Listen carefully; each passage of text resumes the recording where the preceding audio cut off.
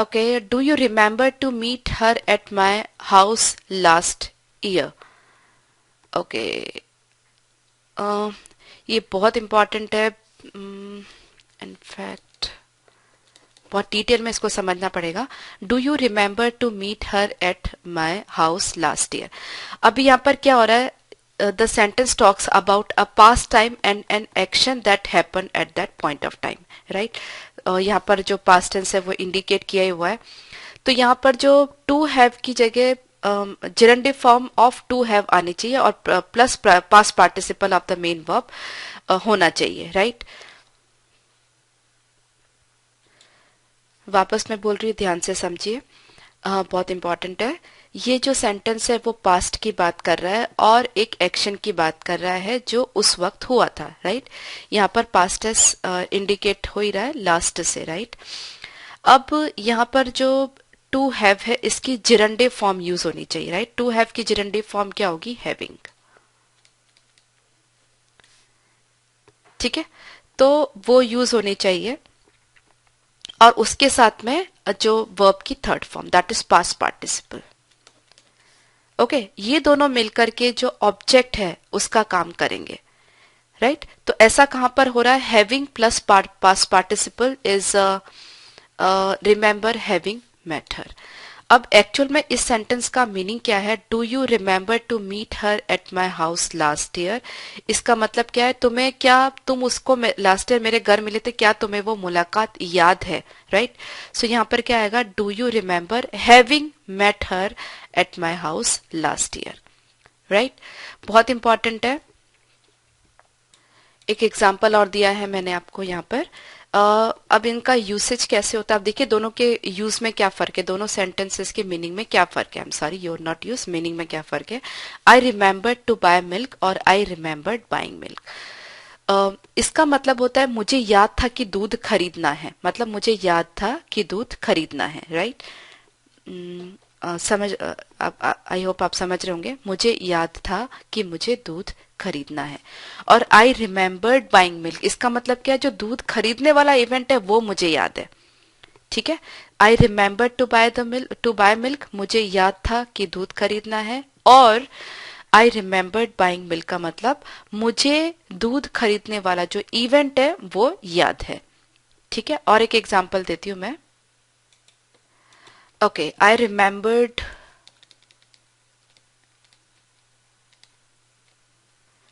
to visit maybe Taj Mahal and I remembered visiting Taj Mahal, right? I remembered, spelling देख लीजिएगा आप, मैं थोड़ा फास्ट लिख रही हूँ। Visiting Taj Mahal, right. मुझे ताजमहल विजिट करना याद था, मतलब मुझे याद था कि मुझे ताजमहल देखना है। And I remembered visiting Taj Mahal, मतलब जो ताजमहल देखने वाला जो टाइम था या जो इवेंट था वो मुझे याद है, ठीक है। तो यहाँ पर हम क्या यूज कर रहे हैं? दैट इज जिरंडे फॉर्म, मतलब वो चीज याद करना जो हम कर चुके हैं, राइट। तो हमने किया पहले, अब याद कर रहे हैं। यहाँ पर क्या है? पहले याद कर रहे हैं कि ये करना है, राइट। आप याद कर रहे हो कि ये करना है। अभी आप क्या कर रहे हो? आपने जो कर लिया है उसको याद कर रहे हो। समझ रहे हैं आप? याद कर रहे हैं कि करना है। और यहां पर कर लिया है, उसको याद कर रहे हैं।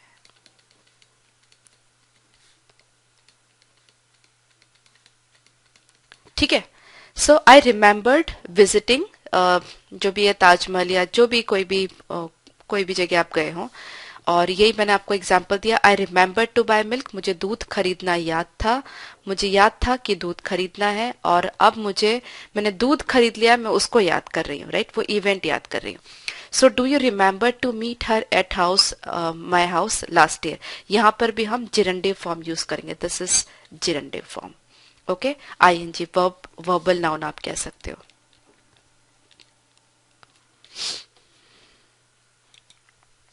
तो यहाँ पर रिमेम्बर हैविंग मैटर ये भी करेक्ट है। और अगर आपको ऐसे नहीं लिखना तो इस तरह से भी आप लिख सकते हैं, do you remember meeting her at my house last year. Do you remember?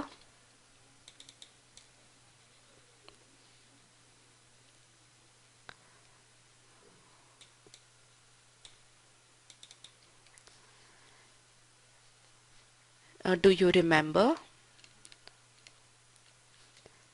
meeting her at my house last year? Right?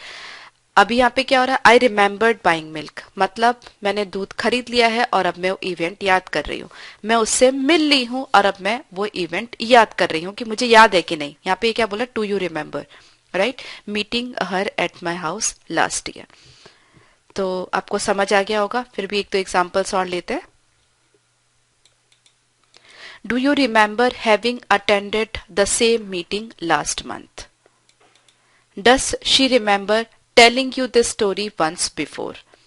Okay, so आप अच्छे से रिलेट कर सकते हो ये एग्जाम्पल्स, और दोनों एग्जाम्पल्स और मैंने आपको और भी जो भी दिए, तो दोनों में फर्क क्या है? आई रिमेम्बर्ड टू बाय कुछ भी चीज और आई रिमेम्बर्ड बाइंग दिस, दोनों में क्या फर्क है? मैंने पहले याद किया कि मुझे ये करना है और अब मैं जो कर चुकी हूँ उसको याद कर रही हूँ, राइट? तो यहाँ पर याद पहले किया, काम बाद में किया। यहाँ पर याद किया मतलब काम पहले किया, बाद में याद किया। ओके, बहुत इंपॉर्टेंट है, नोट डाउन कर लीजिए। If you had attended the meeting you would have benefited a great deal. See here, so many times we have done this sort of question. It is the sentence is correct. It is talking about a hypothesis with a conditional clause in the beginning, right? So the tense of the conditional clause is past, hence the hypothetical clause should also be in past tense. Okay, so उसके सिवाय भी ये कितनी बारी हम ये table discuss कर चुके हैं। If you exercise you will become healthy, if you had exercise तुमने की होती तो तुम हेल्दी होते, right? So if you had attended the meeting you would have benefited a great deal. You had attended would have benefited, had exercised would have become. So बिल्कुल correct है, कोई improvement की रिक्वायरमेंट नहीं है। एक तो examples और भी ले लेते हैं फिर भी। If I had known of his visit, I would not have called him here. अगर मुझे पहले से पता होता उसकी ये धोखे के बारे में तो मैं उसको यहाँ पे नहीं बुलाता। If she had told her mother the truth, she would have definitely understood. अगर उसने अपनी मम्मी को सच कहा होता वो तो समझ गई होती। ठीक है, तो पूरा सेंटेंस जो है वो पास्ट टेंस में है, right? If she had told, ये जो कंडीशनल क्लॉज है और ये जो बाद में सेकेंड वाला क्लॉज। ओके, और स्ट्रक्चर हमेशा यही रहेगा, आप ये नोट डाउन कर लीजिए अगर नहीं नोट किया पहले। If you exercise then you will become healthy, right? ये अगर ऐसा करोगे तो ऐसा होगा, और अगर ऐसा किया होता तो ऐसा होता, राइट? ये पास्ट टेंस की बात है, ये प्रेजेंट टेंस की बात है, और ये प्रेजेंट टेंस में मतलब इन द सेंस फ्यूचर का एक आइडिया है इसमें कि अगर तुम ऐसा करोगे तो ऐसा होगा, अगर ऐसा किया होता तो ऐसा होता। ठीक है, तो ये दोनों बहुत इंपॉर्टेंट है, नोट डाउन करके रख लीजिए। Although partially destroyed, the experts were able to infer from what remained that the treasure was buried in the cave.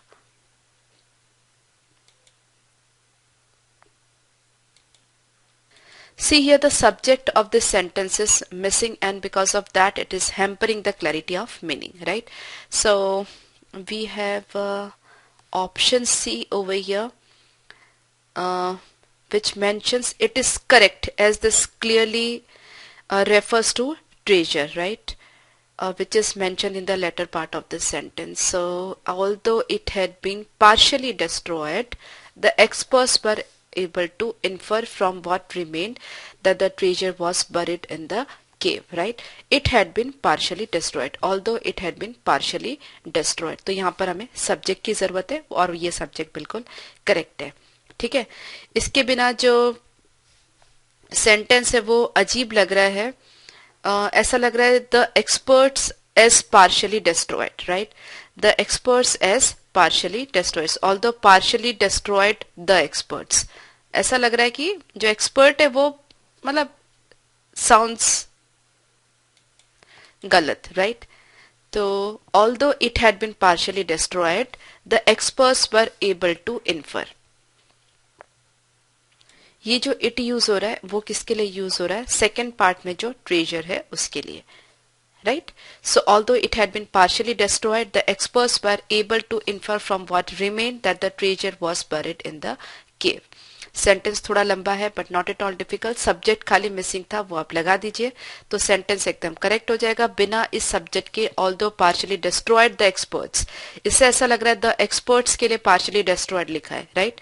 तो इसका अपना जो सब्जेक्ट है, अपना सब्जेक्ट मतलब जिसको ये सेकेंड पार्ट में रेफर कर रहे हैं वो यहाँ पर होना चाहिए। सो सेकेंड पार्ट में ट्रेजर है इसलिए इस ट्रेजर के लिए हमने इट यहाँ पर फर्स्ट पार्ट में यूज कर लिया। ओके, एग्जाम्पल्स लेते हैं। Although it was mentioned, the people living in the bungalow forgot the date mentioned for rent payment. Okay, although it was mentioned. Although he tried it twice, he did not feel that the shirt suited him. Right? यहाँ पर जो it आ रहा है वो किसके लिए आ रहा है, the date के लिए। यहाँ पर जो it आ रहा है वो किसके लिए आ रहा है, the shirt के लिए। राइट? मतलब सेकेंड पार्ट में जो है उसको यहाँ पर हम रेफर करें, right? Although was mentioned the people अगर लिखा होता, अगर ये इट मिसिंग होता तो ऐसा लग रहा है कि लोगों को मेंशन किया, मतलब वो जो सेंस आप कहना चाह रहे वो कन्वे नहीं हो रहा, पूरा सेंटेंस गलत ही हो जाता है, right? Although he tried twice he did not feel, अब उसने किसको ट्राई किया, ऑल्दो ही ट्राइड ट्वाइस, अगर इट मिसिंग है तो उसने किसको दोबारा ट्राई किया, राइट? तो हमें बताना जरूरी कि उसने इट मतलब शर्ट को दोबारा ट्राई किया। सो although he tried it twice he did not feel that the shirt suited him. Okay, so subject missing वो हमने सुधार दिया, this is the correct answer. The principal lamented that though a detailed report was submitted to the management a month ago, no action is being taken so far.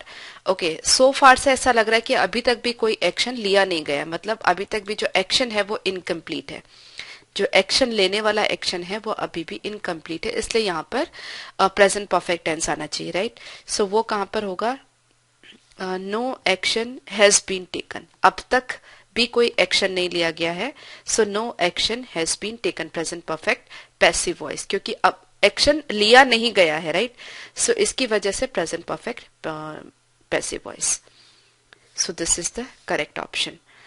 Okay, एक examples और भी ले लेते हैं, वापस मैं बता देती हूँ। सो फार से ऐसा लग रहा है कि अभी तक भी कोई एक्शन लिया नहीं गया है, तो अगर एक्शन नहीं लिया गया है तो जो आएगा यहाँ पर टेंस यूज होगा is being taken, that is present continuous passive voice, इसकी जगह प्रेजेंट परफेक्ट पैसिव वॉइस आएगा, क्योंकि अब तक भी कोई एक्शन लिया नहीं गया है। Okay, so no action has been taken. Examples लेते हैं। Though the announcement was made a week ago, no name has been registered until today. नाम का जो अनाउंसमेंट है, मतलब जो अनाउंसमेंट है, किसी कोई भी इवेंट होगा उसका अनाउंसमेंट एक हफ्ता हो गया करे को, लेकिन अभी तक भी कोई भी नाम रजिस्टर नहीं हुआ है। मतलब ये कि हो सकता है स्कूल में कोई भी पेंटिंग कंपटीशन हो, डांस सिंगिंग कोई भी कंपटीशन हो, उसके लिए अनाउंसमेंट कर दिया होगा एक हफ्ता पहले, लेकिन अभी तक भी जो किसी ने भी नाम रजिस्टर नहीं कराया, right? So no name has been registered until today, present perfect passive voice. Though it rained all through last week, no plants have sprouted as yet. ठीक है, बहुत पिछले पूरे हफ्ते बारिश हुई लेकिन फिर भी कोई भी प्लांट्स जो है वो स्प्राउट नहीं हुए हैं अभी तक भी। Okay, so I hope you are clear. May I know who did accompany you to the bus station. Okay, did accompany की जरूरत ही नहीं है, हु अकम्पनीड यू भी आप लिख सकते हो। सी जो did accompany form of the verb है, इट इज यूज्ड टू ले स्ट्रेस। स्ट्रेस को जैसे यू जैसे हम कहते हैं कई बारी डू रिमेम्बर मी, मतलब मुझे याद करना, मतलब हम वहां पर स्ट्रेस दे रहे हैं, राइट? तो यहाँ पर इतना कोई स्ट्रेस देने की जरूरत नहीं है कि तुम्हें किसने, कौन तुम्हारे साथ गया था बस स्टेशन तक, right? So who did accompany की जगह who accompanied you to the bus station.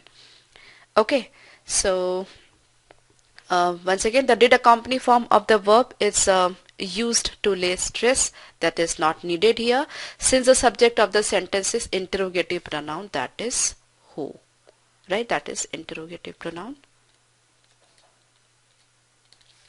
Okay, so simple past tense, or I can say past tense of accompany is good. So that is sufficient. So may I know who accompanied you to the bus station? Okay, examples और भी ले लेते हैं. May I know who asked the question? Who did ask the question? नहीं, who asked the question? Who went to the club with Sunita? Who did go to the club with Sunita? नहीं, who went to the club with Sunita?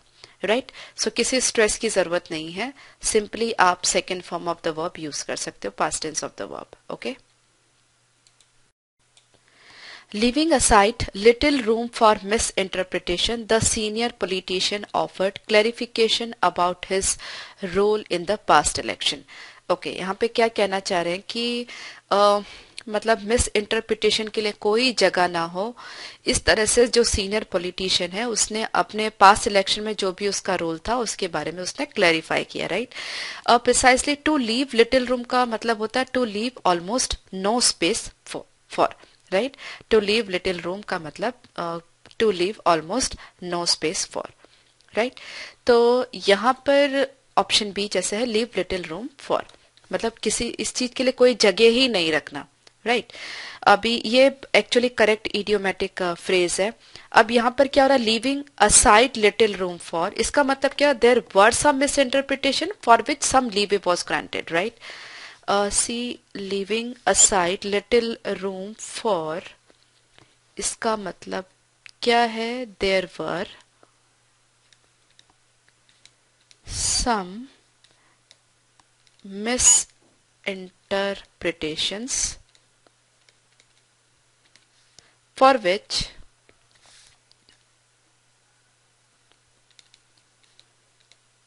some leeway was granted.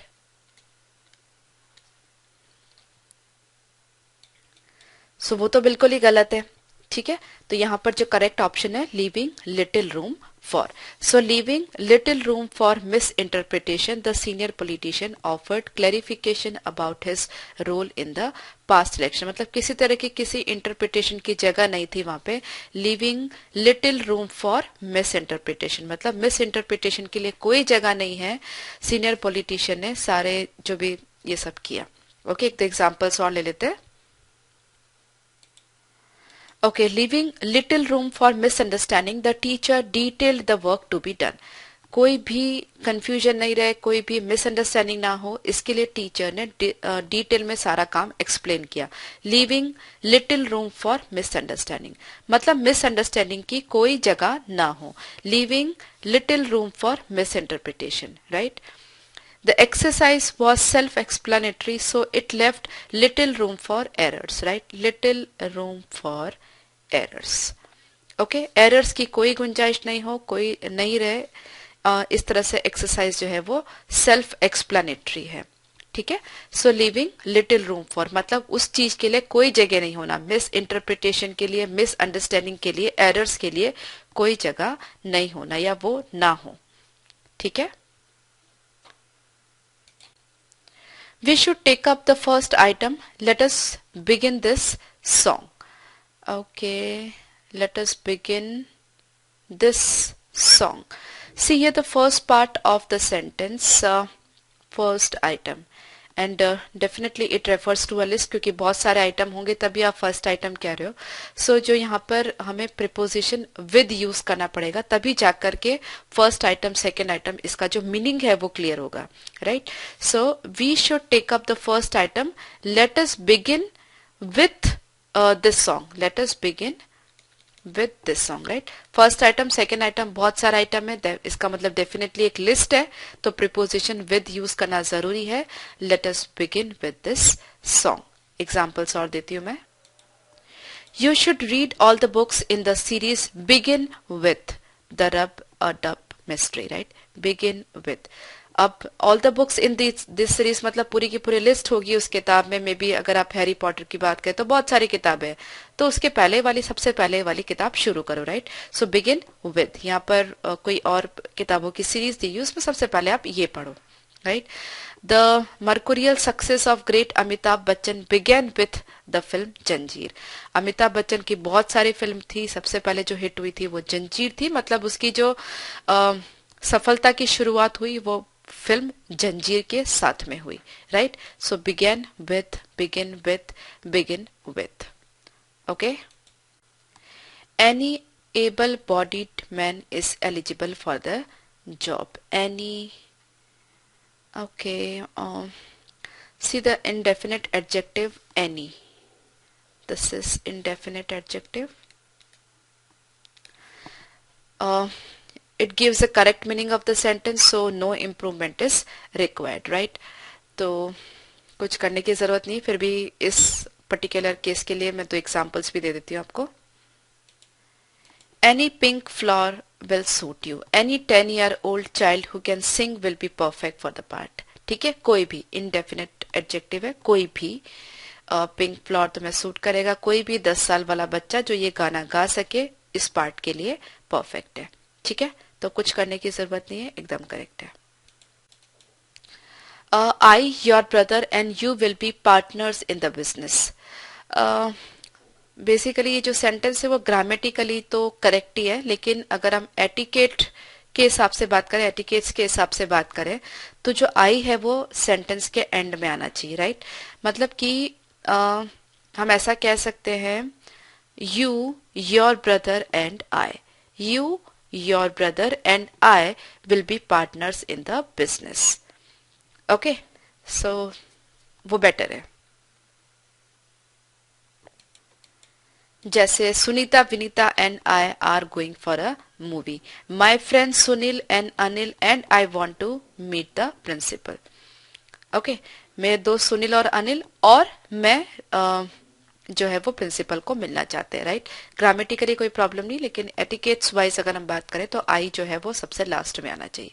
तो यहाँ पर एक ही option है जहां पर आई जो है वो लास्ट में है. So you, your brother and I will be the partners in this business. Okay.